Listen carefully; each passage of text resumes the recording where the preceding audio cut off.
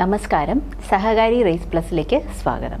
ഇന്ന് നമ്മൾ കുറച്ച് ഇമ്പോർട്ടൻ്റ് ആയിട്ട് അടുത്ത് വന്ന നമ്മുടെ ഇമ്പോർട്ടൻറ്റ് ന്യൂസസിലൂടെയാണ് പോകുന്നത്. ഓക്കെ, അപ്പോൾ പത്രക്കട്ടിങ്ങളിലൂടെ നമുക്കൊന്ന് പോവാം. അപ്പോൾ ഇന്ന് നമ്മൾ നോക്കാൻ പോകുന്നത് ലോറസിൽ ജോക്കോയും ബോൺമറ്റിയും. ഓക്കെ, നമ്മുടെ സെർബിയയിലെ ടെന്നീസ് താരമാണ് നൊവാക് ജോക്കോവിച്ച്. അറിയാം അല്ലേ, നമ്മുടെ സെർബിയയുടെ ടെന്നീസ് താരം നൊവാക് ജോക്കോവിച്ച്. നമുക്കറിയാം, നമ്മളുടെ ഗ്രാൻഡ് സ്ലാം കിരീടങ്ങളിൽ ഒരുപാട് മുന്നേറ്റം, ഏറ്റവും കൂടുതൽ ഗ്രാൻഡ് സ്ലാം കിരീടം നേടിയ ആളാണ് ആര്? നമ്മുടെ നൊവാക് ജോക്കോവിച്ച്. അതുപോലെ തന്നെ ലോക കപ്പ് ജേതാവായ സ്പാനിഷ് ഫുട്ബോളറാണ് ഐറ്റാന ബോൺമറ്റി. ആരാണ്? ഐറ്റാന ബോൺമറ്റി. ഇവർക്ക് രണ്ടുപേർക്കുമാണ് നമുക്കറിയാം ഏറ്റവും മികച്ച സ്പോർട്സ് പേഴ്സൺസിനുള്ള അവാർഡാണ് ലോറസ് സ്പോർട്സ് പുരസ്കാരം അല്ലേ. അപ്പോൾ ലോറസ് സ്പോർട്സ് പുരസ്കാരം ഇപ്രാവശ്യം ആർക്കൊക്കെയാണ് ലഭിച്ചത്? നമ്മുടെ സെർബിയൻ ടെന്നീസ് താരമായിട്ടുള്ള നൊവാക് ജോക്കോവിച്ചിനും അതുപോലെ തന്നെ ലോകകപ്പ് ജേതാവായിട്ടുള്ള Spanish footballer Aitana Bonmati. Aitana ബോൺമറ്റിക്ക് FIFA the best Ballon d'Or. Okay, Ballon d'Or എന്നൊക്കെ പറഞ്ഞാൽ നമുക്കറിയാം അല്ലേ, ഫുട്ബോളിലെ ഏറ്റവും മികച്ച താരത്തിന് നൽകുന്നതാണ് ബാലൻദിയോർ പുരസ്കാരം. ഫിഫ ദി ബെസ്റ്റ്, ബാലൻദിയോർ പുരസ്കാരം എന്നിവയ്ക്ക് പുറമെയാണ് നമ്മുടെ ലോറൻസ് അവാർഡ് അല്ലെങ്കിൽ ലോറസ് അവാർഡും കൂടെ ലഭിക്കുന്നത് അല്ലേ. അപ്പോൾ FIFA the best, Ballon d'Or award എന്നിവയ്ക്ക് പുറമെയാണ് ലോറസ് പുരസ്കാരം അദ്ദേഹം നേടിയത്. അപ്പോൾ നമ്മുടെ ഐറ്റാന ബോൺമറ്റിക്ക് ഏതൊക്കെ അവാർഡുകൾ ലഭിച്ചു? FIFA the best, Ballon d'Or award, അതുപോലെ നമ്മുടെ ലോറസ് അവാർഡ് മികച്ച സ്പോർട്സ് പേഴ്സൺ എന്നുള്ളത് മാത്രമേ ഉള്ളൂ. അതുകൊണ്ടാണ് നമ്മുടെ ടെന്നീസ് താരമായ നൊവാക് ജോക്കോവിച്ചിനും ഫുട്ബോൾ താരമായിട്ടുള്ള ഐറ്റാന ബോൺമറ്റി, ഓക്കെ, ഐറ്റാന ബോൺമറ്റിക്കും ലഭിച്ചത്. ഇനി ടീം ഓഫ് ദ ഇയർ പുരസ്കാരം ആർക്കാണ് ലഭിച്ചത്? സ്പെയിൻ വനിതാ ഫുട്ബോൾ ടീം. ലോറസ് അവാർഡായിട്ട് ടീം ഓഫ് ദ ഇയർ പുരസ്കാരം ലഭിച്ചത് ആർക്കാണ്? സ്പെയിൻ വനിതാ ഫുട്ബോൾ ടീമിനാണ്. അതുപോലെ breakthrough player of the year പുരസ്കാരം ലഭിച്ചത് ഇംഗ്ലീഷ് താരമായ ജൂഡ് ബെല്ലിങ്ങാം. ഓക്കെ, ഇംഗ്ലീഷ് താരമായിട്ടുള്ള ജൂഡ് ബെല്ലിങ്ങാമിനാണ് മികച്ച ബ്രേക്ക് ത്രൂ പ്ലെയർ, അതായത് ഒരു കളിയിൽ ഒരു ബ്രേക്ക് ത്രൂ കൊണ്ടുവരിക എന്ന് പറയില്ലേ, അങ്ങനെ ഒരു ബ്രേക്ക് ത്രൂ കൊണ്ടുവന്നതിന് നമ്മുടെ മികച്ച breakthrough player of the year പുരസ്കാരം ലഭിച്ചത് ആർക്കാണ്? Jude Bellingham. അപ്പോൾ ലോറസ് അവാർഡിനെ പറ്റിയാണ് നമ്മളിവിടെ പറഞ്ഞുകൊണ്ടിരിക്കുന്നത്. ലോറസ് അവാർഡ് ആർക്കൊക്കെയാണ് ഇപ്രാവശ്യം ലഭിച്ചത്? നമ്മുടെ നൊവാക് ജോക്കോവിച്ചിനും ഐറ്റാന ബോൺമറ്റി. ഓക്കെ, ഐറ്റാന ബോൺമറ്റിക്കാണ്. ഐറ്റാന ബോൺമറ്റി വളരെ ഇമ്പോർട്ടൻ്റ് ആയിട്ടുള്ള പേരാണ്. കാര്യം എന്താണ്? അദ്ദേഹത്തിന് ഇപ്രാവശ്യം ബാലൻദിയോ അവാർഡും ഫിഫ ദി ബെസ്റ്റ് അവാർഡും ഒക്കെ ലഭിച്ചു. അതിന് പുറമെയാണ് ലോറസ് സ്പോർട്സ് അവാർഡും ലഭിച്ചിരിക്കുന്നത്. ഇനി മികച്ച ടീം ഓഫ് ദ ഇയർ പുരസ്കാരം ആർക്കാണ് ലഭിച്ചത്? സ്പെയിനിലെ വനിതാ ഫുട്ബോൾ ടീമിനാണ് മികച്ച ടീം ഓഫ് ദ ഇയർ പുരസ്കാരം ലഭിച്ചത്. അതുപോലെ തന്നെ breakthrough player of the year പുരസ്കാരം ലഭിച്ചത് ആരാണ്?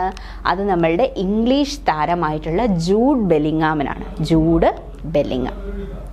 അടുത്ത എന്താണ്? നമ്മുടെ പാരീസ് ഒളിമ്പിക്സ്. 2024 ഒളിമ്പിക്സ് നടക്കാൻ പോകുന്ന സ്ഥലം ഏതാണ്? പാരീസ് ആണ് അല്ലേ. അപ്പോൾ പാരീസ് ഒളിമ്പിക്സിന് ദീപശിഖ തെളിഞ്ഞു ഇല്ലേ. ഏറ്റവും ഫസ്റ്റ് എന്താണ്? ദീപശിഖ തെളിയുകയാണ് അല്ലേ. ദീപശിഖ തെളിയിക്കുന്നതാണ് ആദ്യത്തെ ചടങ്ങ്. അതിൽ ഒളിമ്പിക്സിന് എവിടെ വെച്ചാണ് ദീപശിഖ പ്രയാണത്തിന് തുടക്കമാവുന്നത്?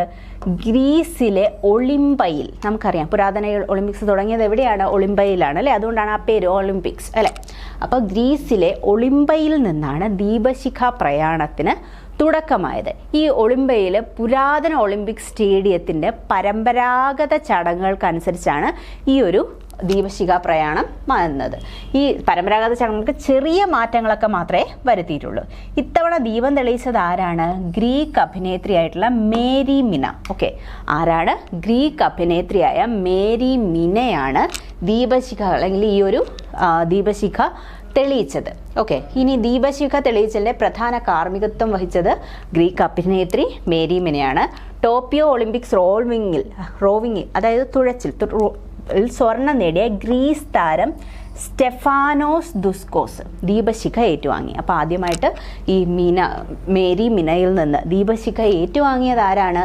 സ്റ്റെഫാനോ ദുസ്കോവിസ്. ഓക്കെ, സ്റ്റെഫാനോസ് ദുസ്കോസ് ആണ് ദീപശിഖ ഏറ്റുവാങ്ങിയത്. അപ്പോൾ ഒളിമ്പിക് ദീപശിഖ തെളിഞ്ഞു. എവിടെ നിന്നാണ് ഈ ദീപശിഖ തെളിയുന്നതും ആ പരമ്പരാഗതമായ ചടങ്ങുകൾ നടന്നതും?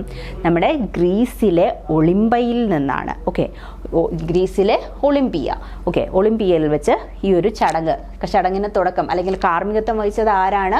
നമ്മുടെ മേരി മിനയാണ്. ആ ദീപശിഖ ഏറ്റുവാങ്ങിയ ആരാണ്? നമ്മുടെ ടോക്കിയോ ഒളിമ്പിക്സിൽ റോവിങ്ങിൽ സ്വർണ്ണ മെഡൽ നേടിയ ഗ്രീസ് താരമായ സ്റ്റെഫാനസ് ദുസ്കോസ് ആണ്.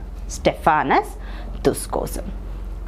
അടുത്തത് നാവികസേനയ്ക്ക് വളരെ ഇമ്പോർട്ടൻ്റ് ആയിട്ടുള്ളതാണ്. നമുക്കറിയാം, അഡ്മിറൽ ഹരികുമാർ, മലയാളിയായിരുന്ന അഡ്മിറൽ ഹരികുമാർ ആയിരുന്നു നാവികസേനയുടെ മേധാവി. എന്നാൽ നാവികസേനയ്ക്ക് പുതിയ മേധാവി വന്നിരിക്കുകയാണ്. ആരാണ്?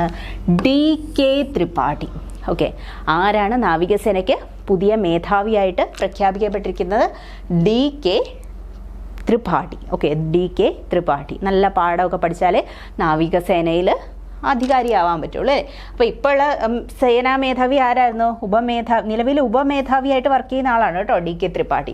ഇപ്പോഴത്തെ സേനാ മേധാവി ആരാണ്? അഡ്മിറൽ R ഹരികുമാർ ആയിരുന്നു. ഇദ്ദേഹം മലയാളിയായിരുന്നു. ഇദ്ദേഹത്തിൻ്റെ പിൻഗാമിയായിട്ടാണ് നമ്മുടെ അഡ്മിറൽ TK ത്രിപാഠിയെ നാവികസേനയുടെ പുതിയ മേധാവിയായിട്ട് തിരഞ്ഞെടുക്കപ്പെട്ടത്. അദ്ദേഹം 1985 സേനയിൽ ചേർന്നത്.